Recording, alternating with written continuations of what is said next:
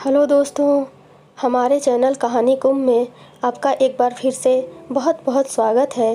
तो चलिए हम आज की कहानी शुरू करते हैं। आज की कहानी है बहू, तुम्हारी शादी के 2 दिन भी नहीं हुए और तुम 2 महीने की प्रेग्नेंट कैसे हो गई। विजय से शादी कर नीलू ससुराल आई तो खुशी से झूम उठी। यहाँ उसका इतना भव्य स्वागत होगा, इसकी उसने कल्पना भी नहीं की थी। सुबह 9 बजे से शाम 4 बजे तक ससुराल में रस्में चलती रहीं। इसके बाद वह कमरे में आराम करने लगी। शाम करीब 4 बजे कमरे में विजय आया और नीलू से बोला, मेरा एक दोस्त बहुत दिनों से कैंसर से जूझ रहा था। उसके घर वालों ने फ़ोन पर अभी मुझे बताया है कि उसका देहांत हो गया है, इसलिए मुझे उसके घर जाना होगा। नीलू का ससुराल में पहला दिन था, इसलिए उसने पति को रोकने की कोशिश की, लेकिन विजय उसे यह समझाकर चला गया, तुम चिंता मत करो, देर रात तक वापस आ जाऊंगा। विजय के जाने के बाद उसकी छोटी बहन शिल्पी नीलू के पास आ गई और उससे कई घंटे तक इधर उधर की बातें करती रही।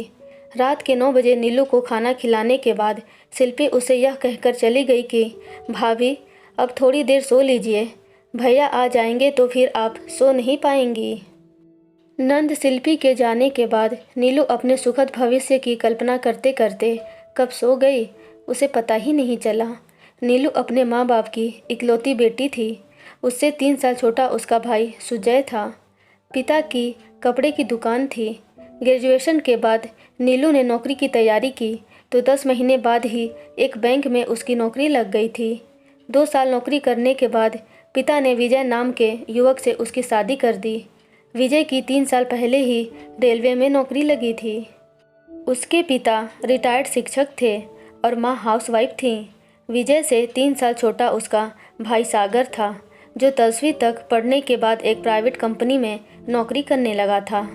सागर से 4 साल छोटी शिल्पी थी, जो 11वीं कक्षा में पढ़ रही थी। पति के जाने के कुछ देर बाद नीलू गहरी नींद सो रही थी। तभी नंद शिल्पी उसके कमरे में आई। उसने नीलू को झकझोर कर उठाया। शिल्पी रो रही थी। रोते रोते ही वह बोली, भाभी, अनर्थ हो गया। विजय भैया दोस्त के घर से लौटकर आ रहे थे कि रास्ते में उनकी बाइक ट्रक से टकरा गई। घटनास्थल पर ही उनकी मृत्यु हो गई। पापा को थोड़ी देर पहले ही पुलिस से सूचना मिली है। यह खबर सुनते ही नीलू के होश उड़ गए। उस समय रात के 2 बज रहे थे। क्या से क्या हो गया था। पति की मौत का नीलू को ऐसा गम हुआ कि वह उसी समय बेहोश हो गई। कुछ देर बाद उसे होश आया तो अपने आप को उसने घर के लोगों से घिरा पाया। पड़ोस के लोग भी थे। सभी उसके बारे में तरह तरह की बातें कर रहे थे। कोई डायन कह रहा था, कोई अभागन तो कोई उसका पूर्व जन्म का पाप बता रहा था। रोने के सिवाय नीलू कर ही क्या सकती थी। कुछ घंटे पहले वह सुहागिन थी और कुछ देर में ही विधवा हो गई थी। खबर पाकर नीलू के पिता भी वहां पहुंच गए थे। अगले दिन पोस्टमार्टम के बाद पुलिस ने विजय का शव घर वालों को सौंप दिया था। 13वीं के बाद नीलू मायके जाने की तैयारी कर रही थी कि अचानक सिर चकराया और वह फर्श पर गिरकर बेहोश हो गई। ससुराल वालों ने उठाकर उसे बिस्तर पर लिटाया। मेहमान भी वहां आ गए थे। डॉक्टर को बुलाया गया। चेकअप के बाद डॉक्टर ने बताया कि वह 2 महीने की प्रेग्नेंट है, पर वह बेहोश कमजोरी के कारण हुई थी। 2 सप्ताह पहले ही तो नीलू बहू बनकर इस घर में आई थी, तो 2 महीने की प्रेग्नेंट कैसे हो गई, सोचकर सभी लोग परेशान थे। नीलू के पिता भी वहीं थे। वह सकते में आ गए। नीलू को होश आया तो सांस दहाड़ उठी। बता, तेरे पेट में किसका पाप है? जब तू पहले से इधर उधर मुंह मारती फिर रही थी तो मेरे बेटे से शादी क्यों की? नीलू कुछ न बोली, पर उसे याद आया कि रोका के 2 दिन बाद ही विजय ने उसे फ़ोन करके मिलने के लिए कहा था। उसने विजय से मिलने के लिए मना करते हुए कहा, मेरे खानदान की परंपरा है कि रोका के बाद लड़की अपने होने वाले दूल्हे से शादी के दिन ही मिल सकती है। माँ ने आपसे मिलने से मना कर रखा है। विजय ने उसकी बात नहीं मानी थी। वह हर हाल में उससे मिलने की जिद कर रहा था, तो वह उससे मिलने के लिए राजी हो गई। शाम को छुट्टी हुई तो नीलू ने माँ को फ़ोन करके झूठ बोल दिया कि आज ऑफिस में बहुत काम है, रात के 8 बजे के बाद ही घर आ पाऊंगी। फिर वह उससे मिलने के लिए एक रेस्टोरेंट में चली गई। उस दिन के बाद भी उनके मिलने जुलने का कार्यक्रम चलता रहा। विजय अपनी कसम दे देकर उसे मिलने के लिए मजबूर कर देता था। वह इतना अवश्य ध्यान रखती थी कि घर वालों को यह भनक न लगे। एक दिन विजय उसे बहला फुसला कर एक होटल में ले गया।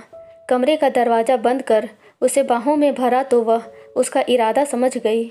नीलू ने शादी से पहले सीमा लांघने से मना किया, लेकिन विजय नहीं माना। मजबूर होकर उसने आत्मसमर्पण कर दिया। गलती का परिणाम अगले महीने ही आ गया। जांच करने पर पता चला कि वह प्रेग्नेंट हो गई है। विजय का अंश उसकी कोख में आ चुका था। वह घबरा गई और उसने विजय से जल्दी शादी करने की बात कही। देखो नीलू, सारी तैयारियां हो चुकी हैं। बैंक्वेट हॉल, बैंड वाले, बग्गी आदि सब कुछ तय हो चुके हैं। 1 महीना ही तो बचा है। घर वालों को सच्चाई बता दूंगा तो तुम ही बदनाम होगी। तुम चिंता मत करो, शादी के बाद मैं सब संभाल लूँगा।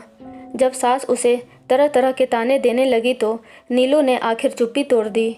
उसने सभी के सामने सच्चाई बता दी, पर उसका सच किसी ने स्वीकार नहीं किया। सभी ने उसकी कहानी मनगढ़ंत बताई। आखिर अपने सिर बदचलनी का इल्ज़ाम लेकर वह माता पिता के साथ मायके आ गई। वह समझ नहीं पा रही थी कि अब क्या करे। भविष्य अंधकारमय लग रहा था। होने वाले बच्चे की चिंता उसे अधिक सता रही थी। 5 दिन बाद नीलू जब कुछ सामान्य हुई तो माँ ने उसे समझाते हुए गर्भपात कराकर दूसरी शादी करने की सलाह दी। कुछ सोचकर नीलू बोली, मम्मी, गलती मैंने की है तो बच्चे को सज़ा क्यों दूँ? मैंने फैसला कर लिया है कि मैं बच्चे को जन्म दूंगी, उसके बाद ही भविष्य की चिंता करूंगी। उसको मायके आए 20 दिन हो चुके थे तो अचानक देवर आया। वह बोला, मुझे विश्वास है कि तुम बदचलन नहीं हो।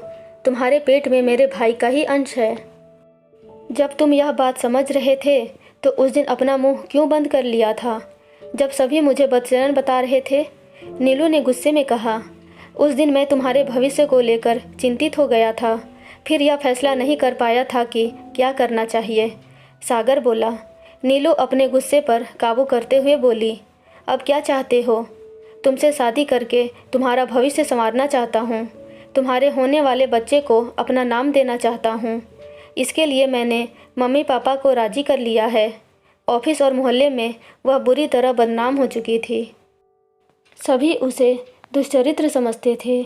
ऐसी स्थिति में आसानी से किसी दूसरी जगह उसकी शादी होने वाली नहीं थी। इसलिए आत्ममंथन के बाद वह देवर से शादी के लिए तैयार हो गई। नीलू बच्चे की डिलीवरी के बाद शादी करना चाहती थी, लेकिन देवर ने कहा कि वह डिलीवरी से पहले शादी करके बच्चे को अपना नाम देना चाहता है। ऐसा ही हुआ। डिलीवरी से पहले उन दोनों की शादी हो गई। जिस घर से वह बेइज्जत होकर निकली थी, उसी घर में पूरे सम्मान से देवर सागर, जो अब उसका पति है, के कारण लौट आई थी। फलस्वरूप नीलू ने सागर को दिल में बसाकर प्यार से नहला दिया और पलकों पर बिठा लिया। सागर भी उसका पूरा ख्याल रखता था। घर का कोई काम उसे नहीं करने देता था। काम के लिए उसने नौकर रख दिया था। सागर का भरपूर प्यार पाकर नीलू इतनी गदगद थी कि उसके पैर जमीन पर नहीं पड़ रहे थे। डिलीवरी का समय हुआ तो बातों बातों में सागर ने नीलू से कहा, तुम अपने बैंक की डिटेल्स दे दो। डिलीवरी के समय अगर मेरे अकाउंट में रुपए कम पड़ जाएंगे तो तुम्हारे अकाउंट से ले लूँगा। नीलू को उसकी बात अच्छी लगी। बैंक की पासबुक, डेबिट कार्ड और ब्लैंक चेक्स पर दस्तखत करके पूरी की पूरी चेकबुक उसे दे दी। नॉर्मल डिलीवरी से बेटा हुआ तो उसका नाम गणेश रखा गया।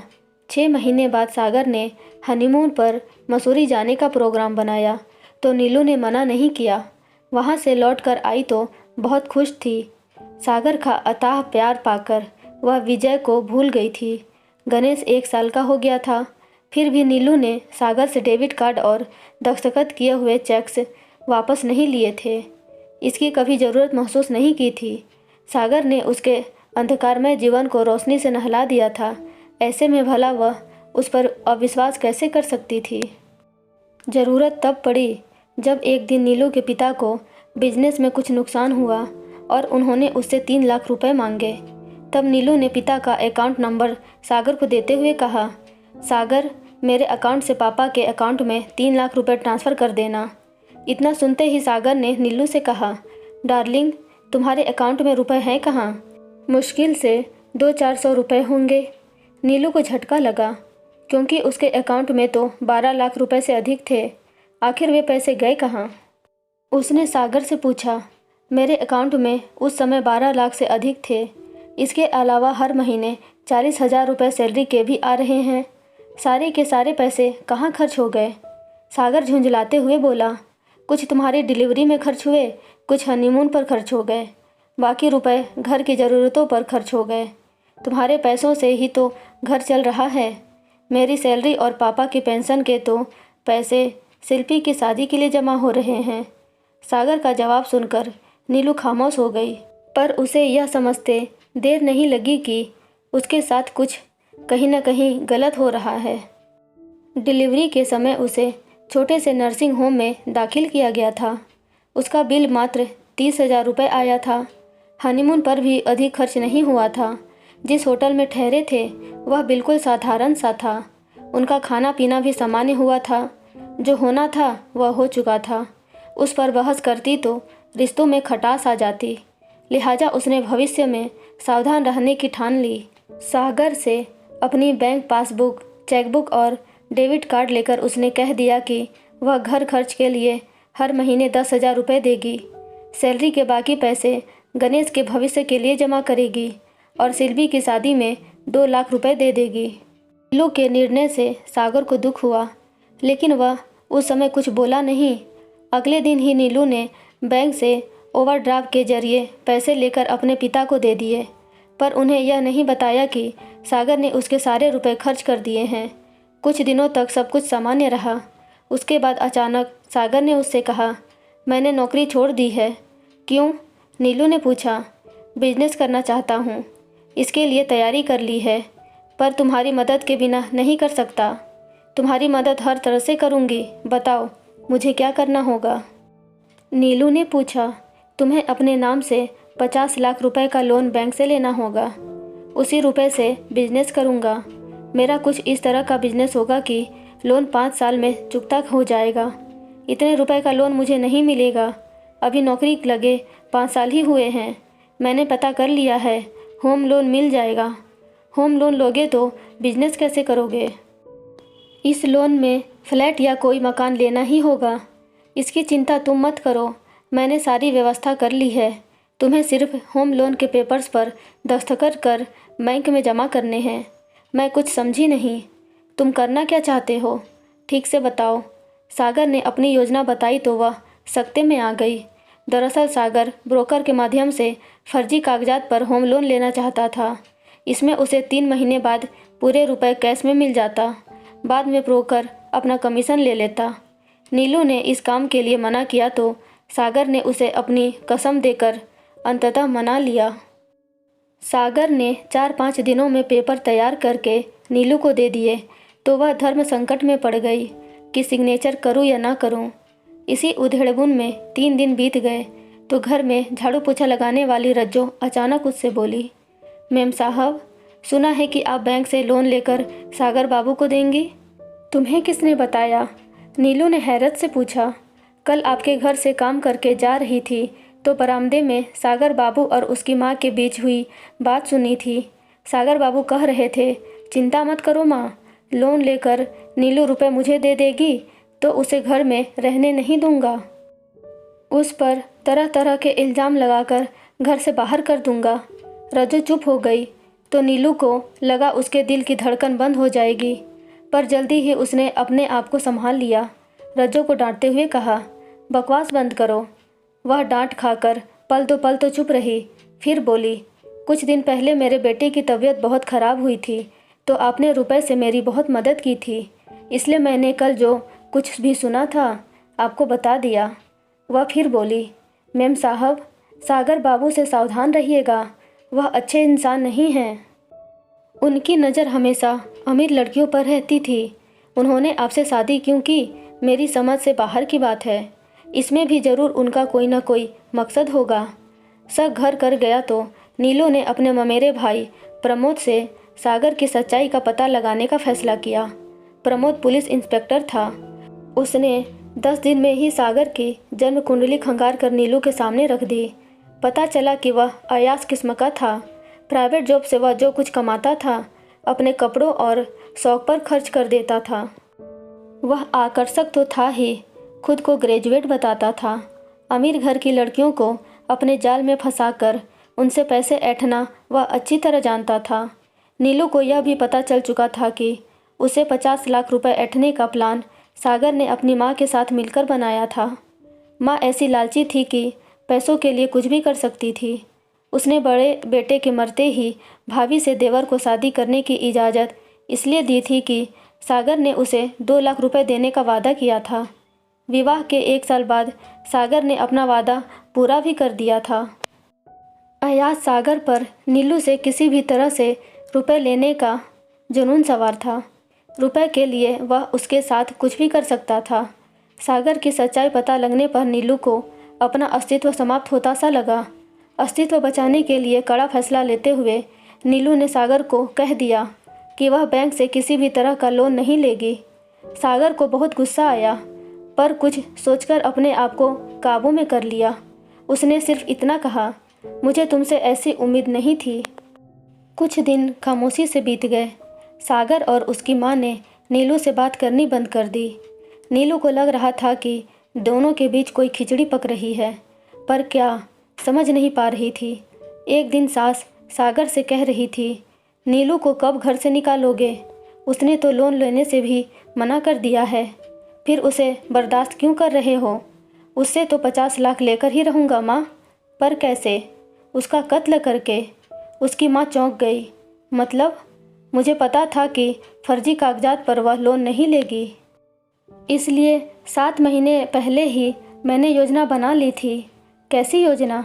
नीलू का 50 लाख रुपए का जीवन बीमा करा चुका हूँ, उसका प्रीमियम बराबर दे रहा हूँ। उसकी हत्या करा दूंगा तो रुपए मुझे मिल जाएंगे, क्योंकि नॉमिनी में मैं ही हूँ। सागर की योजना पर माँ खुश हो गई। कुछ सोचते हुए बोली, अगर पुलिस की पकड़ में आ जाओगे तो सारी की सारी योजना धरी की धरी रह जाएगी। ऐसा नहीं होगा माँ, उसकी हत्या कुछ इस तरह से करूँगा कि वह रोड एक्सीडेंट लगेगा, पुलिस मुझे कभी नहीं पकड़ पाएगी। बाद में गणेश का भी कत्ल करा दूंगा। उसकी मौत के बाद अनुकंपा के आधार पर बैंक में मुझे नौकरी भी मिल जाएगी। फिर किसी अमीर लड़की से शादी करने में कोई परेशानी नहीं होगी। नीलू ने दोनों की बात मोबाइल में रिकॉर्ड कर ली थी। माँ बेटे के षड्यंत्र का पता चल गया था। अब उसका वहाँ रहना खतरे से खाली नहीं था, इसलिए एक दिन वह बेटे गणेश को लेकर किसी बहाने से मायके चली गई। सारा घटनाक्रम मम्मी पापा को बताया तो उन्होंने सागर से तलाक लेने की सलाह दी। नीलू अयाज सागर को सिर्फ तलाक देकर नहीं छोड़ना चाहती थी, बल्कि वह उसे जेल की हवा खिलाना चाहती थी। यदि उसे यूं छोड़ देती तो वह फिर से किसी न किसी लड़की की ज़िंदगी बर्बाद कर देता। फिर थाने जाकर उसने सागर के खिलाफ रिपोर्ट लिखाई। सबूत में मोबाइल में रिकॉर्ड की गई बातें पुलिस को सुना दी। तब पुलिस ने रिपोर्ट दर्ज कर उसको गिरफ्तार कर लिया। कुछ महीनों बाद ही नीलू ने सागर से तलाक ले लिया। इसके बाद पापा ने उसे फिर से शादी करने का सुझाव दिया। शादी के नाम का कोई ठप्पा अब वह नहीं लगाना चाहती थी। पापा को समझाते हुए बोली, मुझे किस्मत से जो मिलना था मिल चुका है। फ़िलहाल ज़िंदगी से बहुत खुश भी हूँ, फिर शादी क्यों करूँ? आप ही बताइए पापा कि इंसान को जीने के लिए क्या चाहिए? खुशी और संतुष्टि, यही ना? बेटे की परवरिश करने से जो खुशी मिलेगी वही मेरी उपलब्धि होगी। फिर मैं बार बार किस्मत आजमाने क्यों जाऊं? पापा को लगा कि नीलू सही रास्ते पर है। फिर वह चुप हो गए। दोस्तों, आपको ये कहानी कैसी लगी प्लीज़ कमेंट में बताइएगा, और ऐसे ही रोचक कहानियाँ पढ़ने और सुनने के लिए हमारे चैनल कहानी कुंभ को लाइक शेयर एंड सब्सक्राइब ज़रूर करें। Thank you.